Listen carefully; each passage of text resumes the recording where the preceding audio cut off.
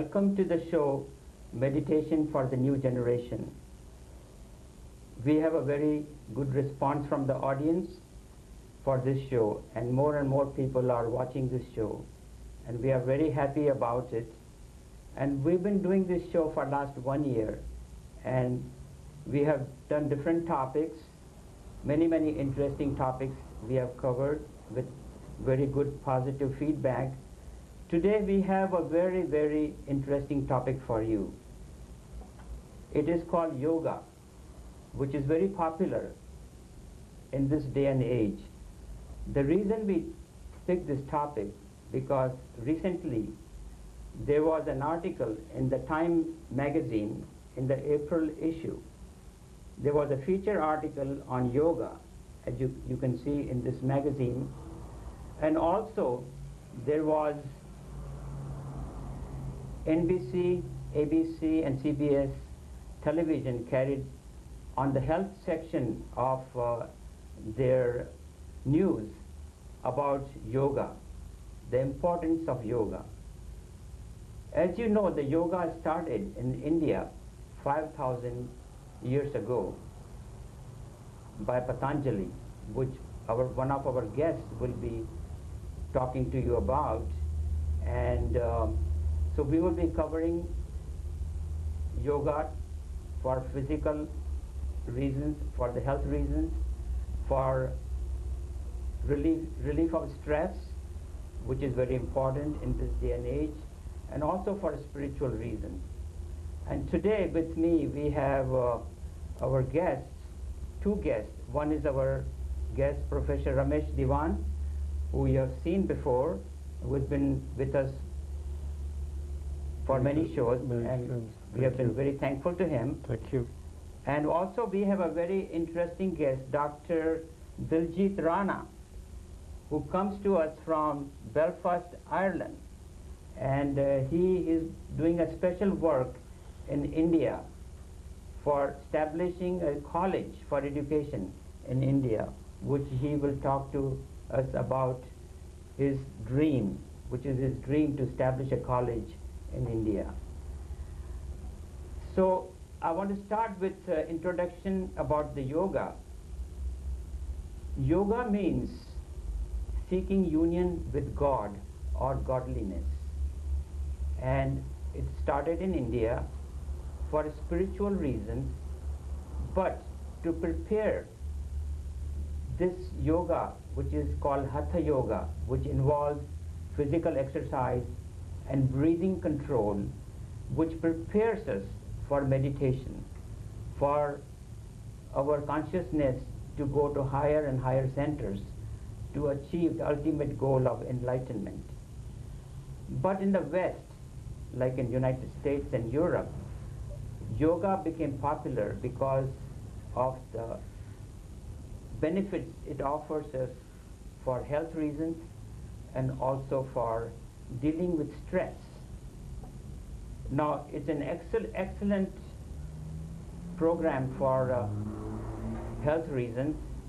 It improves the body strength, body tone. It improves the tone of internal organs. It improves our cardiovascular system. It improves our respiratory system. It improves our metabolism and improves lymphatic circulation, which gets rid of the toxins. And also, it improves our body immune system, which is for fighting the disease. And it becomes an issue of preventive medicine.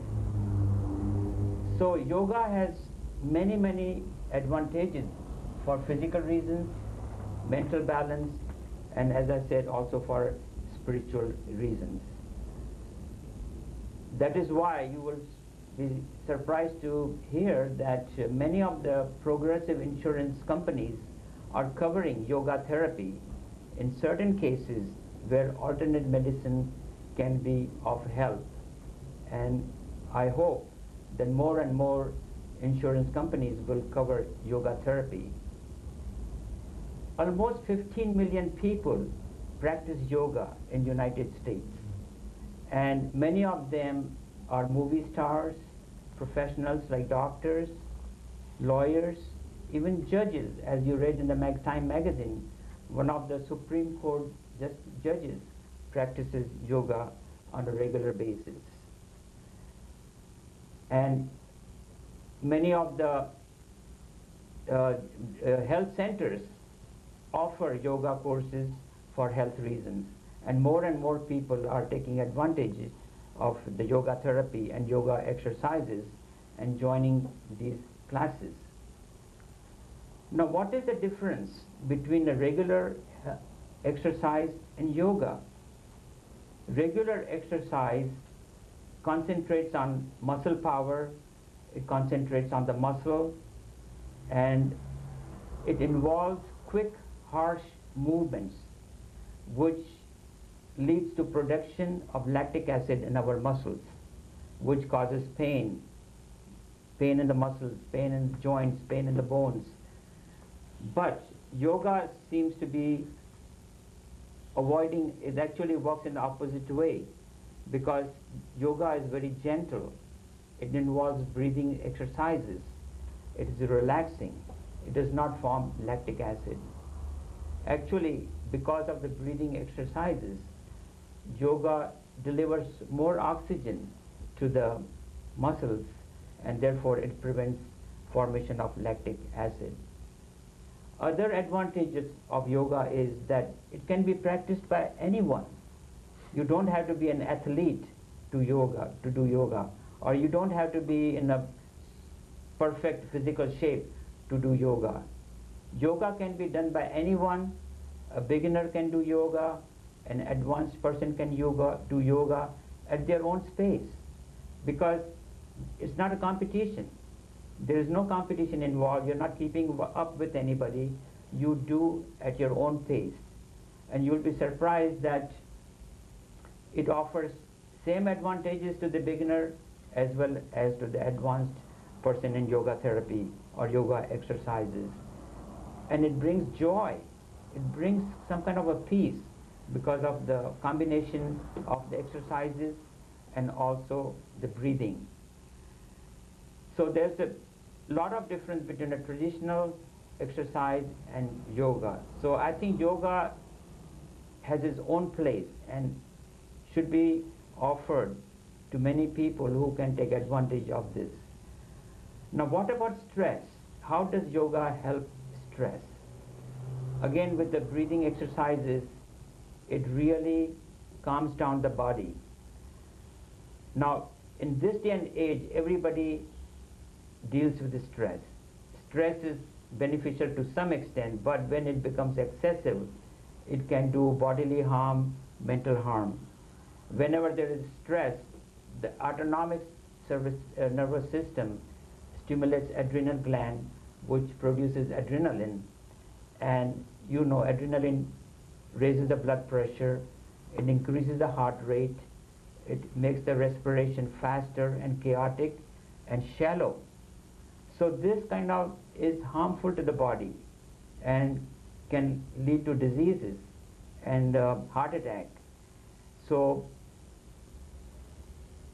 in yoga, it is the opposite. The autonomic nervous system kicks in the parasympathetic nervous system, which reduces the blood pressure, it reduces the heart rate, it reduces the respiration, and calms down the body and the mind. So it is very helpful in relieving stress, combating stress. So we can say that yoga is a preventive medicine, and it helps to avoid disease, prevent mental illness, keeps the mental balance, and of course, in India it is done for spiritual reasons. It raises the consciousness to the higher levels, and many yogis do it for spiritual reasons as a preparation for their meditation. If we can show the next slide, we can just quickly show that in the West, people are doing, as in the cover picture of the Time magazine, it is done as a postures, and which is helpful for physical reasons. The next slide again will show that when it is practiced in India, people do it for meditation, and you can see the yogis. In India, people are yogis, which in the next slide, if you can show, they do as a preparation for meditation. And I think this is the right time to introduce our guest, Professor Romesh Diwan, who will talk to us about the yoga in India, what is important and how it is practiced in India. Thank you, Navin. The yoga in India basically is a part of the process of getting moksha, which is self-realization. And there are four paths to this self-realization or moksha. One is called Karam Yoga, which is basically by action and social service. The other is Gyan Yoga, which is purely enlightenment, understanding, knowledge, which is deep knowledge of the self and the Atma. The third is the Bhakti Yoga, the yoga which means purely worship, devotion. And the fourth is what we call Raj Yoga. What we call yoga here is part of the Raj Yoga. And Patanjali is the supreme, or the person who has written the last word in his Yoga Shastra of Raj Yoga. What is yoga? Now, according to Patanjali, there are 3-4 various parts in this yoga. Actually, he makes it in 9 steps. The first 2 steps actually are the very hardest and the most serious. Step 1 is the step where you become a good person. You become kind, you become compassionate, you become decent, you become honest. These are stages in Patanjali's Yoga Shastra. There are various stages. The first 2 stages are, it's called being a good person, Niyam and Pranayam, to live with rules, with principles, with kindness, with devotion, with caring. I mean, these are perhaps the most important preparatory parts of yoga. So to be a good person is very important. You cannot start yoga unless you're a good person. Because after all, the objective of yoga here is to become one with the God, to touch your Atma. So that's, you cannot do that unless you have already purified yourself. So you'll be a non-violent, you have to be non-violent, ahimsa. Do not tell lies. That's right, kashanti, ahimsa, that's right. Okay. So having done that, and now you go to the next stage. And the stage is called asanas. That's what Hatha Yoga is. Hatha Yoga, basically having become a good person, now you want to touch yourself. And to touch yourself, you want to control of your body. In other words, you have to have a complete control of your body.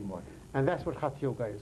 What you were talking about, the goodness of the Hatha Yoga, the advantage of Hatha Yoga to do all those things is because it allows you to control. And all these asanas which you see in postures in the Time magazine, and all of those centers they show are basically a capacity to control your body. But if your body is generating, as you say, bad vibes, and if you're not a good person, all the vibes are bad, control of your body doesn't help.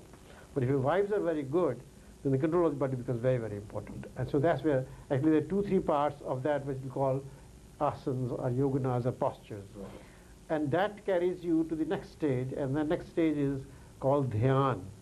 There are 3 steps of dhyan. Dhyan means now you control the mind. So your mind keeps on moving very fast. It goes here, there, and in 1 second you're in Delhi, in the next second you're in Belfast. So it is a tremendous fast movement of the mind. You have to make the mind still. And to make the mind still, you have to be able to get rid of your desires. You have to be able to concentrate, single-pointedness. So that's the dhyan part. And that's what you call meditation. When you talk meditation, usually in your course which you give in meditation, basically that's what you're trying to help. You're helping the students to be able to concentrate either through a mantra or through a word on one point, so that they can bring the mind consistently to that point, so the mind becomes still. And having done that, now you go to the third stage. It's known as samadhi. In samadhi, you are now able to, since you have control of the body, you have control of the mind, you're now able to go and touch your Atma.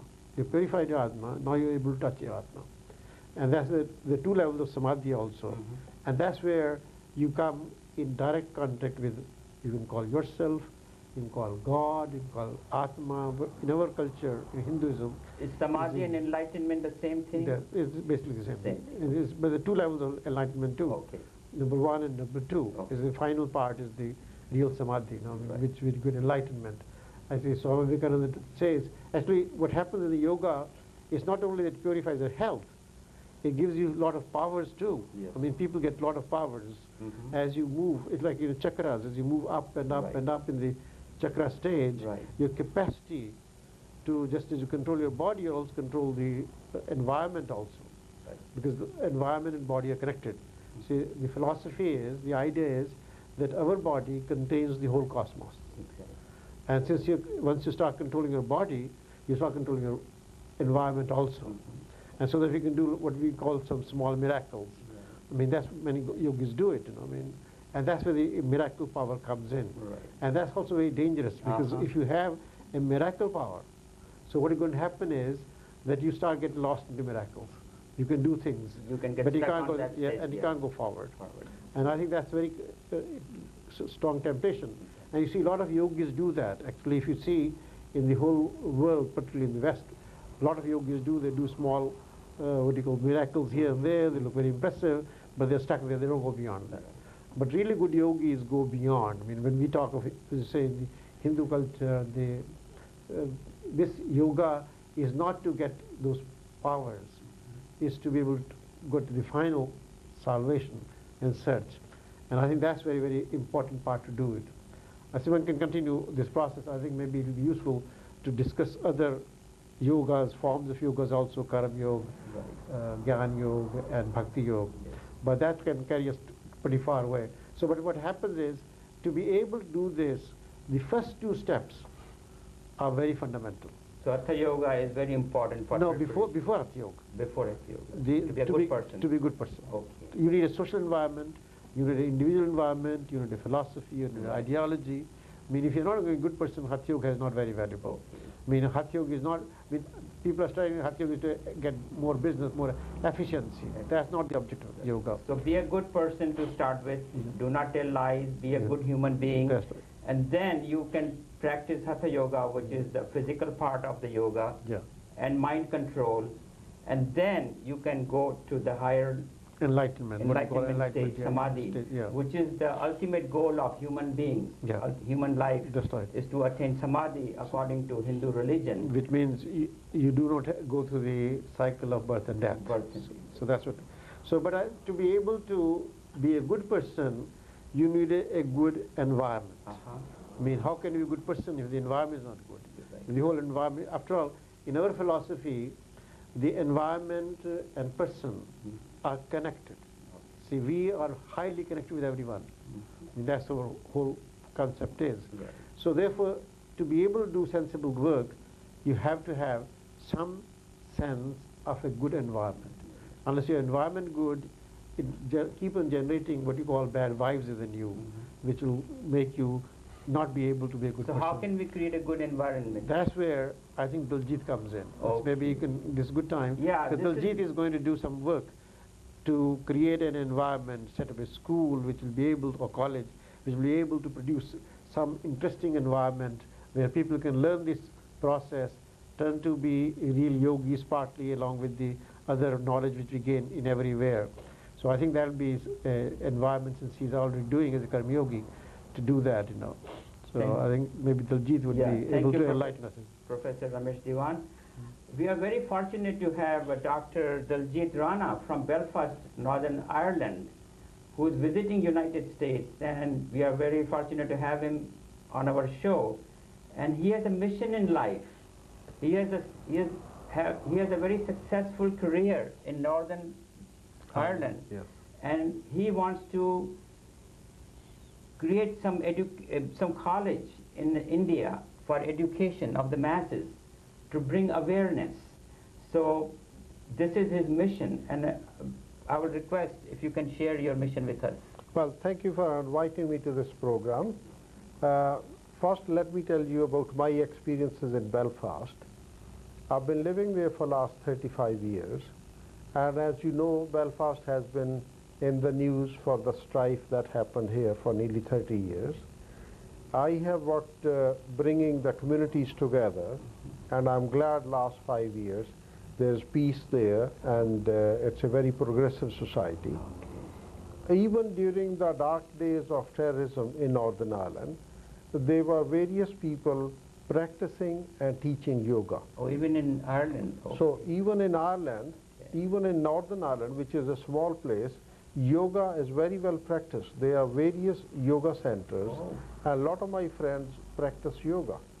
And it brings people together, because in any strife situation, yoga, as Professor Diwan said, is a great sort of medium which brings people together at a deeper level and instigates at a human level how to work together to resolve your problems, to sort of, these problems are created in history. So in Northern Ireland, I've been involved in sort of bringing people together, regeneration of the city, and I'm glad I've been successful in business. I'm associated with various business organizations there. Last few years, as I've been able to hand over the day-to-day running of my company to my children and other directors of our company, Right. I've been going to India quite often. See, in Indian culture, we feel that everybody has a debt of gratitude to where we come from and to the previous generations.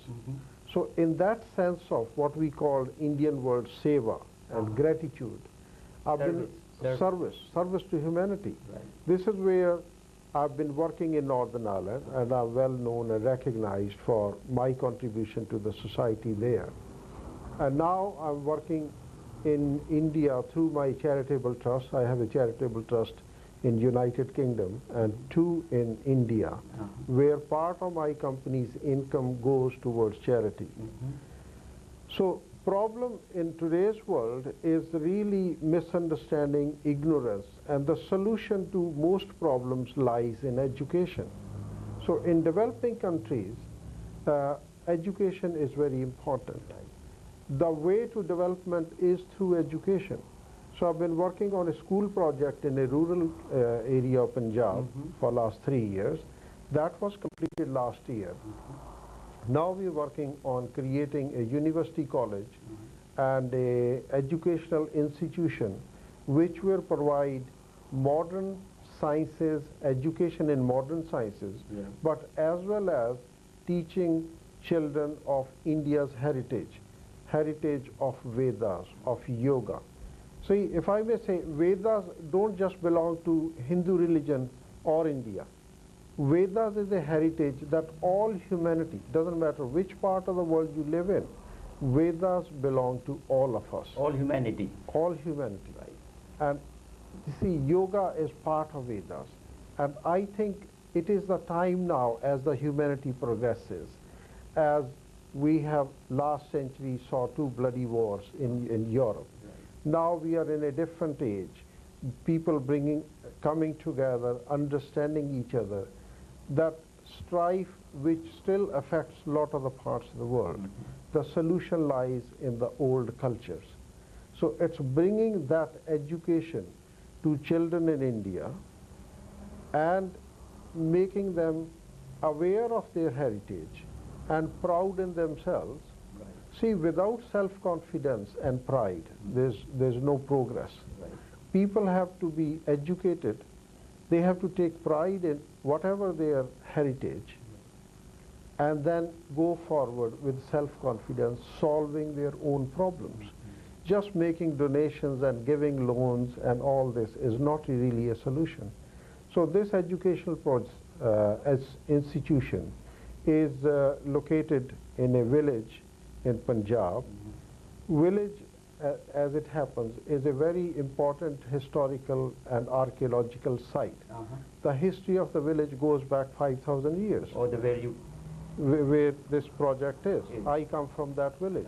There's a little museum, and the excavations were done in 70s and 80s, where there's remnants of civilization going back 5,000 years. It's a village of about 10,000 people. Like Mohenjo-daro, something? Yeah, it is the same civilization. You know. So we are objective is to create this village, a model village, not just teaching young children, but also the people at large how to look after their environment, hygiene, look after sanitation, and all creating awareness. See, all problems can only be solved if we are aware, and then somebody to educate us how to solve these problems. So this is a project which is creating a model village and a model institution, and hopefully this example then further years could be used elsewhere, whether in other parts of India or Africa or wherever in the world. So I'm happy to be associated with this project. That's we are very happy and very proud to hear from you the service you're offering to the This is countries also like India. this is also yoga. This So it's not only yoga is not purely sitting in a posture. right, right. This is also yoga. Karma yoga, which we call it in India. That's right. So you can see that I think education plays a very important role, and awareness, as Dr. Rana said, Daljit Rana, that awareness of the problem, education, going to the roots of the problem, and then communication. I think communication is very important to make people aware of the problems and how to overcome the problems, and which is basically by education. And education can be obtained by schools or colleges, where people who are experts in that particular field can teach people about so many Education things. is also experiential. Is an experiment, Experiential. experiential, Experience. and also is an experiment he's conducting, which will be shared. And education is a lifelong learning process. Right. It doesn't stop anywhere. And we live in a world where we are fortunate that with modern technology, we can link up with different parts of the world. I'm glad you brought that, because I think in the closing remarks I would like to say that modern technology, as the time technology goes to the high standards, and we are progressing technology, there's going to be a vacuum, and there's going to be imbalance, which can only be balanced by yoga, meditation, to keep our balance, mental balance. Otherwise, we might lose our balance and become neurotic, or may become very unhappy people. So I think yoga and meditation are very important in this day and age, and programs like this can make people aware of the importance of meditation and yoga. And I'm very happy that we could talk to you about this topic. We're sorry that Carla couldn't be with us. Yeah, we're very sorry Carla couldn't come, because she's busy as a director by handling the cameras, as we were short of people. Thank you, Carla, very much for doing this work, and we'll have you again for the next show. So thank you again for watching us for this special program on yoga as a part of meditation for the new generation. Thank you, Dr. Rana. Thank you for inviting me. Professor Romesh Diwan. Thank you. Thank you. Okay.